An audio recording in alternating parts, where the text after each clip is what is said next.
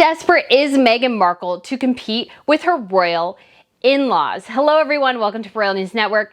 My name is Brittany and today we're going to be talking about Harry and Meghan's release of 3 new pictures taken before their One World Summit event in September. So this was right before the Queen died, and basically everybody's going, so you're releasing these pictures and obviously trying to compete with the King and Queen, so Charles and Camilla and Catherine and William, and the beautiful picture they just put out earlier last week. And it just screams, not only are Harry and Meghan trying to compete, they look pitiful and pathetic for attempting to do so. I'm sorry, that's just how it is. When you are lower on the totem pole trying to outclass and outpace the King and Queen and future King and Queen, yeah, it just looks really, really bad, pitiful, and pathetic. It's hard to say it any other way. I saw the pictures and I literally laughed out loud because Meghan is trying so hard to be taken seriously. She's got her power pose. She's like, oh, I'm in charge. But yet I see those pictures, all I see is an emasculated man who's basically used as an accessory to get her ahead to where she wants to be. And then I also just see this woman who had everything at her fingertips, left it behind so she could pursue her own dreams. And you know what? She kind of stinks at it. And ergo, she's desperate to try to recapture that. And she can't stand that her in-laws are more powerful, wealthier, influential than she is. That she has this grandiose vision of herself. She can't achieve it. So she's desperately trying to compete and just looking more just degraded in the public perception every time she does it. Again, it's really, really pretty sad when you think about it. So this video will be a bit of a rant, I think. But if you guys haven't been here to Royal News Network before, my name is Brittany, and on this channel we provide compelling royal commentary. So if you guys love royals and love hearing about what's going on in the royal world, feel free to hit that subscribe button down below. I also review television shows, movies, and we'll do a bit of history here as well. And I have a fashion channel I'll be launching later this month. So if that's something that is of interest to you, I will put a link in the description box down below. And I also have an exciting thing planned. So I announced this on my live stream just to see if there's some people interested, and there's this business called Trova Trip, and what they do is they provide people who have online presences. If you want to go tour a place with those people, or if you want to go on a trip with them, they have kind of different things they kind of emphasize in those trips. They do have itineraries planned out for those, and you can make a little adjustments is my understanding. But I just thought, because I think royals, so much of it, especially when it comes to the history and everything, is actually being in those places. I went ahead and signed up to do this survey, so I will put the link to the survey down below. So if you are ever interested in doing a tour of bit of Germany or France or Italy with me, I would love to have you guys do that, because I think, again, to me, understanding history, a lot of it does come from actually being in those places. It gives you a greater sense, a greater scope of kind of what's going on in these regions. There's also one to England. I'm hoping they kind of expand more, because I think these things are kind of growing as people are kind of coming more and more out in the open after COVID and everything. So if you guys want to go ahead and fill out that survey, that's kind of the first step, and then we will go from there. So, and like I said, competing with the King and Queen, the future King and Queen, are Harry and Meghan, and these 3 pictures where they're trying, you can just tell how highly they think of themselves, and yet it doesn't come across. She's giving us these pictures where she's the focal point, and then she went and did a speech where she talked about herself for 7 minutes while charging the people in the audience between £1,000 and £3,000 to do so, to hear her talk about herself and spout nonsense. I mean, just the gall to think of yourself that way is pretty bad. Obviously, she probably had plans to put these pictures out earlier, and then the Queen died, and I'm sure it messed up her plans, and I'm sure there's nothing, this has been aggravating her ever since it happened. I think probably one of the most difficult things for Meghan Markle about the Queen's funeral is that it wasn't about her, and that is really, really challenging for Meghan, I think. So we're gonna go over each of these pictures, because I think there's something in each of these. But before we do that, let me just go ahead and show you the picture from the royal family. So this is Charles and Camilla. Charles looks relaxed, dignified. Camilla's right next to him. They have their arms around each other. And then we have Catherine and William. William has his hands clasped in front of him, which is kind of his go-to pose for pictures. And Catherine clearly has her arm around behind his back.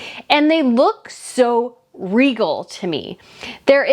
It's a relaxed picture. Despite the fact that they're doing a diplomatic reception after the Queen died, they seem incredibly relaxed in these pictures, incredibly natural. And I kind of love how Catherine, and I don't know if it was purposeful or not, subtly has big blue on display. So this is her sapphire engagement ring that previously belonged to Diana. So I just thought there was nothing. It was just a simple picture in a lot of ways, yet conveyed so much. And I feel like you just look at that picture and go, wow, there is royalty. And then you get Harry and Meghan. It's hard not to laugh. It really is, because when I see pictures like these, it's just so clear. Harry and Meghan want to compete, but you can't compete at this. Harry and Meghan left the royal family. If they were still in the royal family, they would be in that picture. They would be in that photograph. They would be on Charles and Camilla's other side. But they decided to leave, which was their choice. That's what they wanted to do. That's what they told us they wanted to do. They wanted to live their own life. And yet it's so clear how they're still trying so hard to cling to the royal family and royalty, because I think they're realizing kind of quickly, oh wait, the big wide world sucks. It's harder than we thought it was.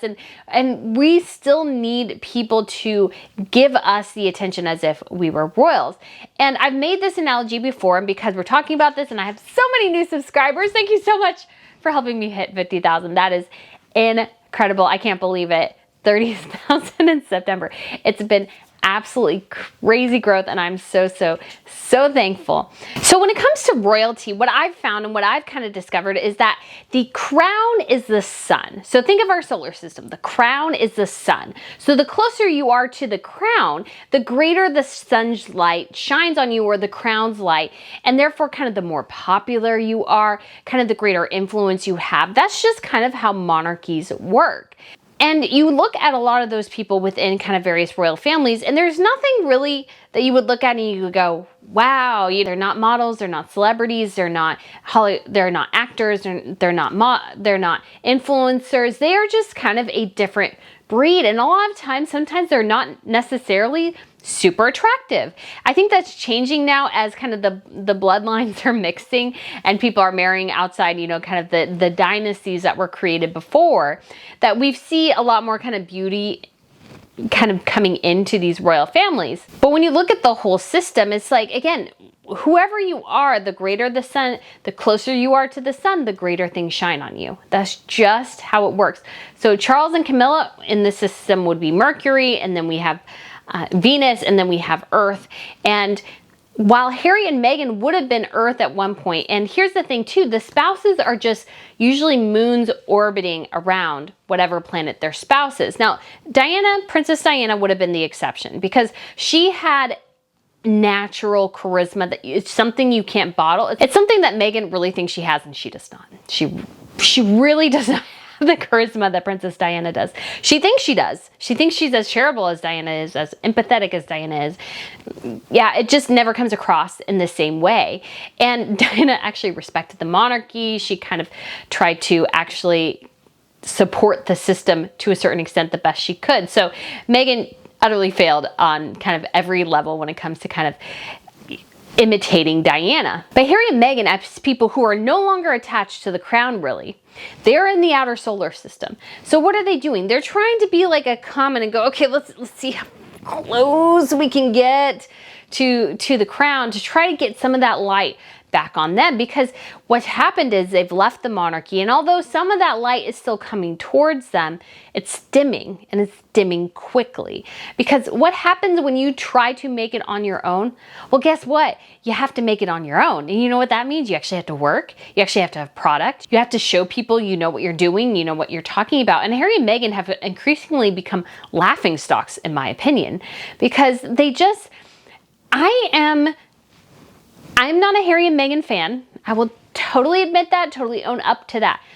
but I see no evidence of them actually achieving or accomplishing anything. If they did, I would say, yay, bravo. But it just seems everything they do is so PR driven rather than something done out of a genuine affection for people or systems, something like that. I'm like, I don't see why you guys think you can take pictures like these and us not laugh at you, because you think you are somebody that you are not. And it's so clear in these pictures what this ego that Meghan has about herself and what she thinks she is, and how emasculated Harry is, how much he is an accessory. He's her handbag. She's basically made him to a sense that he's just this thing she has to have around so she can continue on with her royal vision of herself. It's so sad, in my opinion. It really, really is, because I feel like, how can that be a healthy marriage? That he's just so obviously discardable to her. That's what I see in those pictures. So let's get into it. Here's the first one that came out. This is the only one in picture because Harry and Meghan, they have to have the black and white pictures, of course. But this was the first one in picture, and it's so obvious. Meghan is imitating the power pose she did in Time magazine. And I will not take credit for this. This was the body language guy that showed the progression of her pose and how it looked almost exactly like what she did in Time magazine. She's got her hip cocked to the side. She has this very, trying to have this very deep expression on her face, trying to let us know, yes, I am powerful, I am woman, yada, yada, yada. And it's just, kind of barely holding on to Harry's hand. And of course, in every picture, they're holding hands. Because of course, how can they not be holding hands? They have to touch each other all the time. Heaven forbid we don't know they're married because they have 2 children and they don't touch. We wouldn't know that. I honestly see more intimacy between the royal couples than I do Harry and Meghan, because every time I see them holding hands, Harry and Meghan, I feel like it's part of the act. It's part of the act that they put on, because I always think it's you have to grab each other's hand immediately. And then when they were walking down the aisle at St. Paul's Cathedral before the Queen's Platinum Jubilee, as they were walking, they went over this grate and they had to hold their hands as long as possible before they dropped them. And I was like, that just screams middle school level emotional intelligence there. That's what middle school kids do. That's not what grown adults do generally. And it's you've been married for a couple years now. And again, it's about the decorum when you're in a situation. So it's this constant hand holding, to me, is not a sign of love and respect. It's become a sign of control and a sign of part of an act. Part of this is an act, and they hold hands. That's part of how they sell their love as a royal couple. But again, it becomes, to me, inauthentic. If you believe it's authentic, hey, that's totally your right. I just don't think it is. And we look at Harry and Meghan, and this is one of my biggest pet peeves about almost every picture I see of them now. They have opposing expressions on their face. They have 2 different expressions. And Harry's expression to me, he does kind of look happy a bit, sort of. But when I look at it too, it looks to me as if he's kind of trying to put his wife on display, because he knows he needs to put her on display because she's the most important person in that relationship. He has to angle himself so he's on his side. He's not even standing fully like she is. He is partially hidden behind her. He's actually angled so you can't fully see him. And I feel like, to me, what this screams is emasculating. He is an accessory. He is disposable. He is not important in that relationship. He is there to promote her. That's his sole reason for existing, is to be there, to be behind her and promote her and push her up, because she can't do it by herself. That's what irks me. It's Meghan's entire platform is based upon the man she married, and yet she lectures all of us about feminism and equality. And it's honey, the only reason you got anywhere is because of the man you married. If you could just admit that, I would actually have some respect for you. But she seems to think it's all about her. And he probably tells her that, I'm sure he probably has to. But when you look at everything going on with them, when you look at their relationship, she was no one before he came into the picture. She was no one. She got a couple of speaking gigs because she paid a ton of money to her PR agency. I think, this is just my opinion, I have no certifiable facts, but based upon how much Sunshine Sachs was promoting her, I would guess that the vast majority of her acting salary, the supposed $5 million she had when she married Harry, a lot of that was paid to Sunshine Sachs to promote her. And those things she got, speaking at the One World Summit before, going to this UN event where she spoke, it's like, who cares what she has to say? She's no one. She did one trip with World Vision and it looked like she was on a photo shoot with orphans. An African photo shoot with orphans in the background. That's what it looked like to me. It didn't look like she was actually doing all that much. And she spoke at the UN. It's like, what are her credentials? What are her qualifications? But of course, it all comes back to the fact that, and I think a lot of the other people in the audience were like, who is this chick? A lot of it comes back to that she was able to pay Sunshine Sachs to promote her, to push her, and they were good at their jobs. They were. And so she has this platform, but it's not something she earned. It's like if I married a billionaire, let's say I married Elon Musk, which I don't want to, but if I married Elon Musk, let's say I would get this huge platform and I would know it's because of my husband. It's not because of me. It's because of who I married. And I'm totally okay with that because I'm strong enough in myself to know, well, I can use this position he gave me through marriage just by osmosis because he's a powerful and influential person, that I can actually promote causes that are important to myself. But no, Meghan continues to act as if it's all her. It's all her doing. She's the one. Her words move mountains. They move people. And it's just not true. Again, if she could just admit, tell people, I am so proud of my husband and I'm so thankful for the position he's given me because I would not be able to do this without him.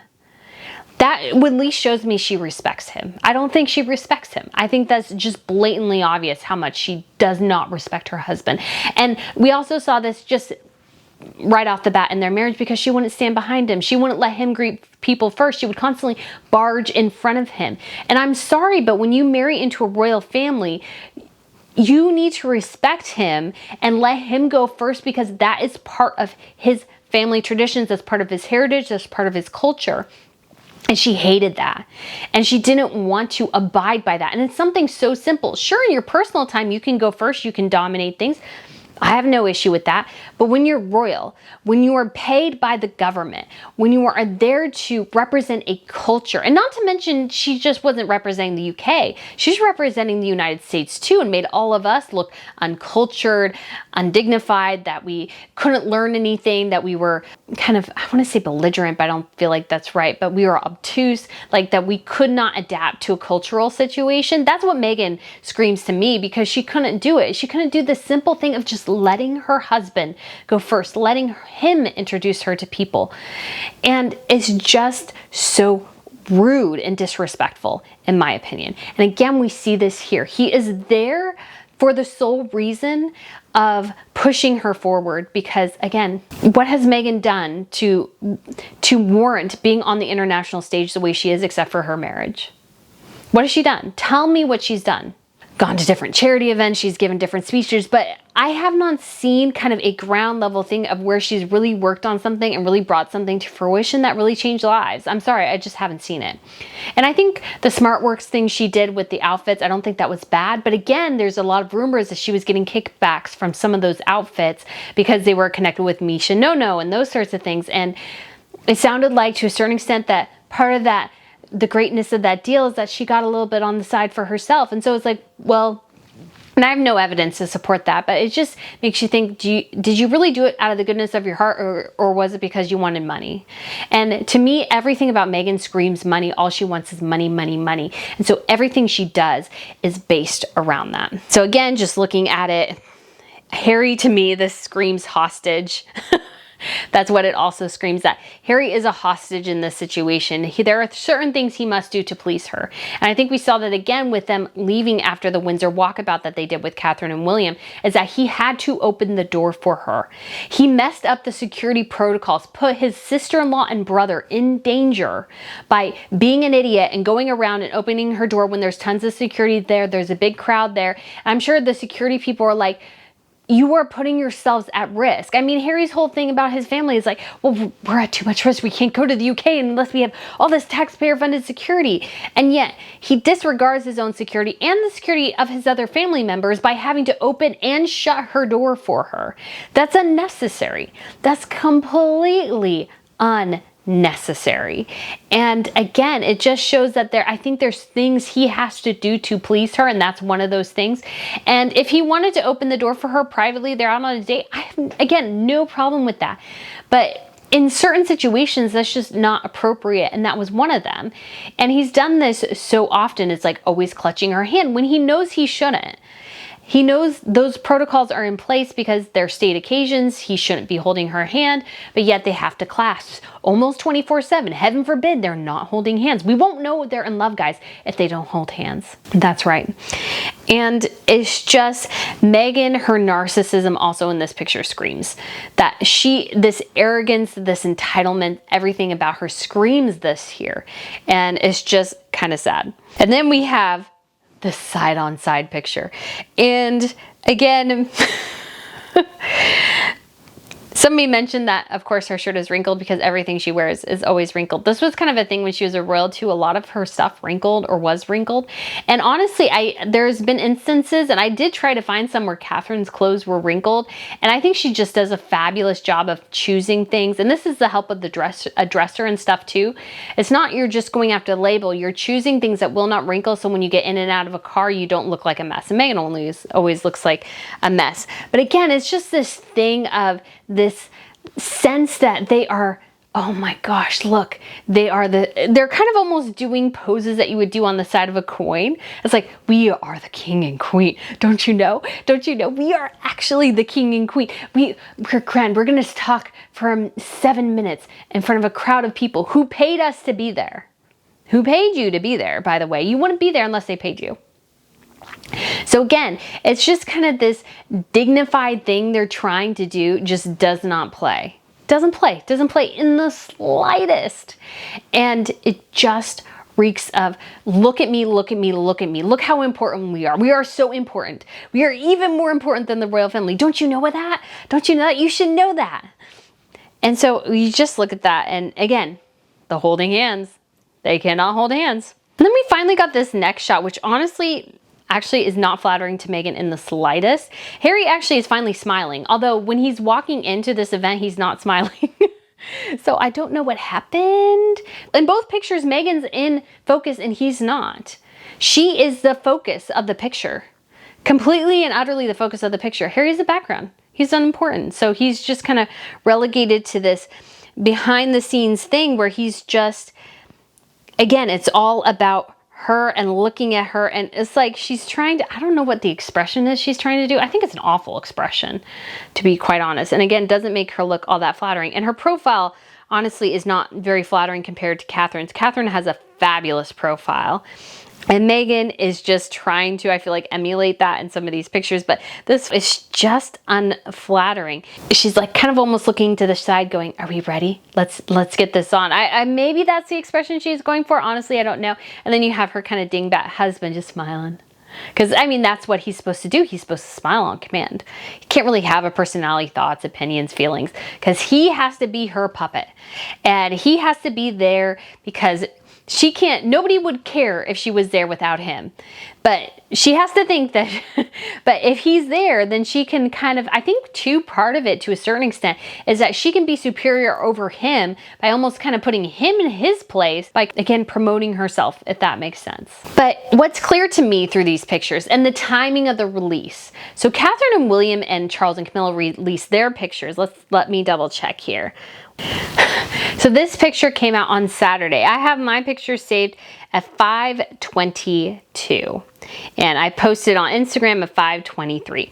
Now I'm not sure exactly when that came out. Maybe it came out more like at 5 o'clock on Saturday here on the East Coast. 10 o'clock would be in UK time. They could just go 2 days before releasing their own pictures, and it's so obviously a way to compete. They want that competition. They want to try to supersede the monarchy. And it's just like, I'm sorry, but there's no competition. I don't know what planet you guys are on. And, you know, speaking of this, that's not actually something mentioning the solar system analogy that I have. But it's like, I don't know what planet you guys are on, but there is no competition. You guys are celebrities. You are now celebrities. So yeah, you're just not, there's just no realm where you are ever going to compete with them. They are, yes, you get attention, but again, it's that car crash mentality attention. You're not getting the fact that people aren't going, wow, look at how regal they are. Look at the future of the monarchy. They were then also labeled the Fab Four. And I bet you that was infuriating to Meghan, because her and Harry were supposed to be the Fab Four with Catherine and William. Now, obviously, Meghan didn't actually want anything to do with any of the family members. She just wanted to be the star of the show. And that's why they left. Meghan couldn't be the star, so she had to leave. That's the only way apparently she can function, is if she's a star. So you look at these pictures again, and it's just so incredibly clear to me how outclassed, outmatched, and low rung Harry and Meghan are now. And every time they try to compete, every time they pull these kind of stunts, which they do quite a bit, it just reminds you how low they are and how kind of low class they are in a lot of ways. It's like, just let the royal family have their moment. Let them shine. Because you know what? If you could actually stand on your own, if you could actually get a Netflix project off the ground and finished and completed, and if you could go beyond, you know, this one series that you have with Spotify, which so far most people have kind of poo-pooed, maybe people would have a modicum of respect for you. But at this point, I'm sorry, we just don't. And every time you try to pull up another picture, try to do your power pose, nobody's buying it. Every time they do something like that, less and less people are on board. And they just reek and scream of the desperation and how little power they have and how much they think they may have and how jealous they are of the royals. They are incredibly jealous, I think, of Catherine and William. Because Meghan and Harry, we were told they were going to become billionaires. They have a potentially billion-dollar brand. Well, I don't know how much they're worth, but supposedly they're moving. If they downsize, that's going to be a huge red flag that things aren't going well, I think.